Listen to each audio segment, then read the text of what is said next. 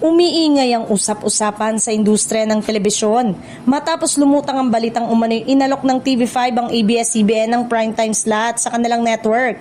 Ayon sa mga balita, layunin sana nitong ibalik ang ilang kapamilya program sa Free TV at palakasin ang kanilang presensya sa mas malawak na audience sa bansa.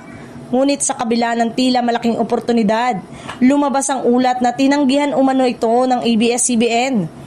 Ayon sa mga insiders, isa sa mga pangunahing dahilan ng usapin ng creative control at kung sino ang may huling desisyon sa direksyon ng mga palabas. Dagdag pa rito, pinag-uusapan din umano ang revenue sharing at iba pang contractual na kondisyon na maaring makaapekto sa pangmatagalang plano ng network.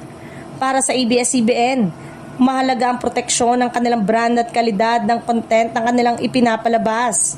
Dahil dito, nahati ang opinyon ng netizen. May mga sumusuporta sa desisyon ng ABS-CBN. Sinasabing mas mahalaga ang integridad ng kanilang production kaysa basta exposure sa ibang network. Sa kabilang banda, may ilan ding naniniwala na sayang ang oportunidad dahil maaari sanang magdala ito ng mas malaking reach, lalo na sa mga manonood na walang access sa cable o streaming platform. Para sa kanila, malaking bagay ang pagbabalik sa primetime free TV. Sa ngayon, nananatiling walang opisyal na payag mula sa ABS-CBN at TV5 kaya't patuloy ang espekulasyon.